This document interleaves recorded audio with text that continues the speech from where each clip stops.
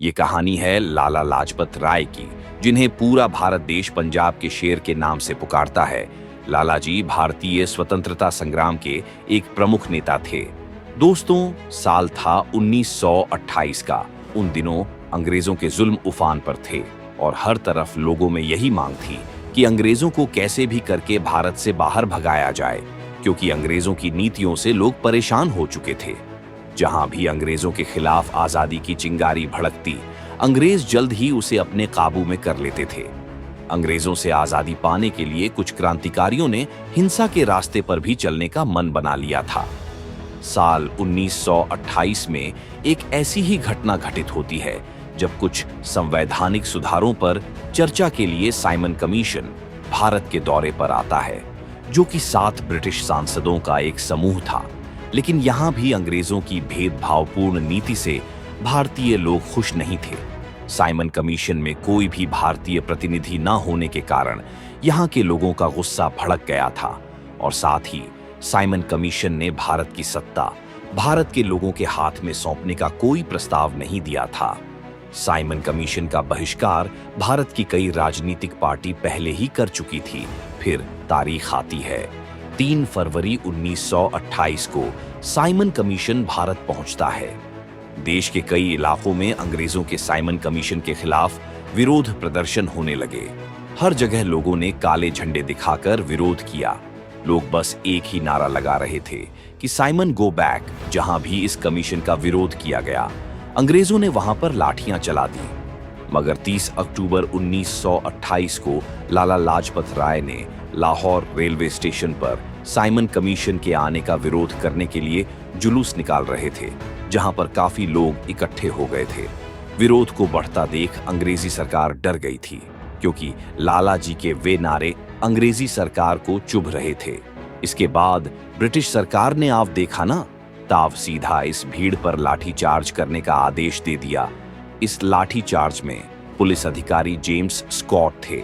अंग्रेजों की अंधाधुंध लाठियों ने कई क्रांतिकारियों को घायल कर दिया था, मगर पुलिस ने खास तौर पे सीधा लाला लाजपत राय को निशाना बनाया। मगर लाला जी ने भी कह दिया था कि मार लो, जितना मारना है, लेकिन आजादी तो लेकर रहेंगे। लाला जी ने अपने आखिरी शब्दों में कहा था कि उनके शरीर पर चलाई गई लाठियां हिंदुस्तान में ब्रिटिश सरकार के लिए ताबूत की आखिरी कील साबित होगी। अंग्रेजों ने लाला लाजपत राय की छाती पर इतनी लाठियां मारी कि लाठी चार्ज में लाला जी बुरी तरह घायल हो गए थे। और फिर 17 नवंबर 1928 को लाला जी इस दुनिया को अलविदा कह देते हैं। अंग्रेजों की इस हरकत ने युवा क्रांतिकारियों को अंदर से झकझोर के रख दिया था। इस विरोध प्रदर्शन में भगत सिंह भी शामिल थे। क्रांतिकारियों ने अंग्रेजों का इस हरकत को अपनी आंखों से देखा था। अंग्रेजों की इस करतूत ने भगत सिंह को अंदर से कुछ करने के लिए मजबूर कर दिया था। लाठीचार्ज का मुख्य किरदार पुलिस अधिकारी स्कॉट था। अब पुलिस अधिकारी स्कॉट भगत सिंह और उनके साथी क्रांतिकारियों की नजरों में आ गया था और उन्होंने प्लान बना लिया था कि लाला जी की मौत का बदला लेकर ही रहना है।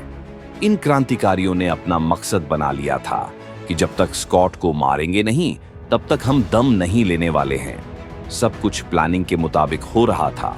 कुछ दिन नजर रखने के बाद एक दिन ऐसा मौका आया जब स्कॉट को रास्ते से हटाने का पूरा प्लान समय के अनुसार तय कर दिया गया। लेकिन अंतिम समय में एक चूक ने सब प्लान मिट्टी में मिला दिया और पुलिस अधिकारी स्कॉट की जगह गलती से जेपी सैंडर्स मारा गया।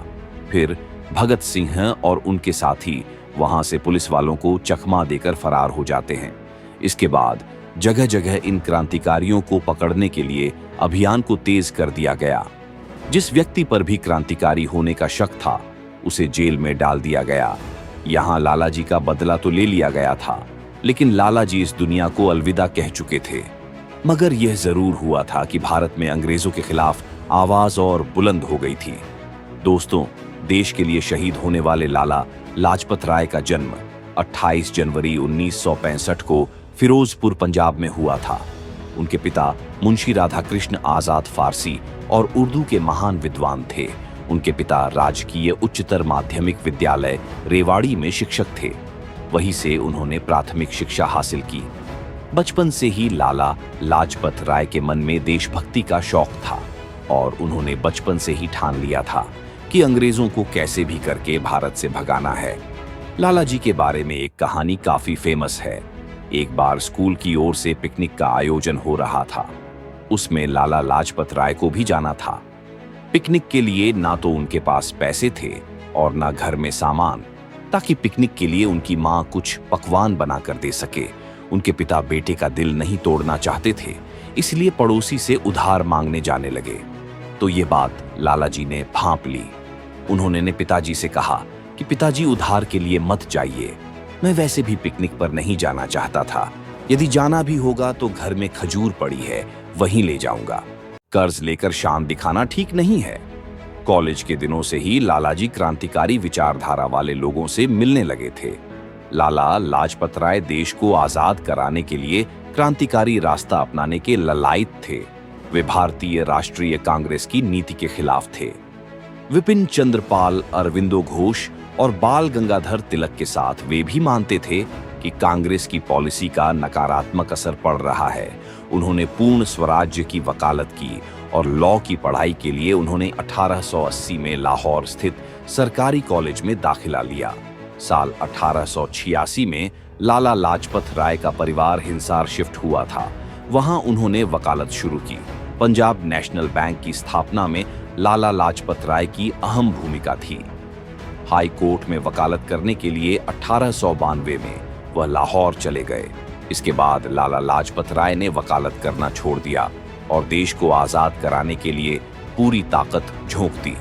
लाला जी ने ठान लिया था कि अंग्रेजों के जुल्मों को दुनिया को दिखाना पड़ेगा, ताकि भारत को आजाद कराने में दुनिया के दूसरे देशों से मदद मिल सके। इस सिलसिले में वह 1914 में ब्रिटेन गए और फिर 1917 में यूएसए गए। अक्टूबर 1917 में उन्होंने न्यूयॉर्क में इंडियन होम रूल लीग की स्थापना की। 1917 से 1919 तक अमेरिका में ही रहे। दोस्तों, 1920 में जब अमेरिका से लौटे तो लाला लाजपत राय को कोलकाता में कांग्रेस के खास सत्र की अध्यक्षता करने के लिए आमंत्रित किया गया। जलियांवाला बाग हत्याकांड के खिलाफ उन्होंने पंजाब में ब्रिटिश सरकार खिलाफ उग्र आंदोलन किया था। जब गांधी जी ने असहयोग आंदोलन को छेड़ा तो उन्होंने पंजाब में आंदोलन का नेतृत्व किया।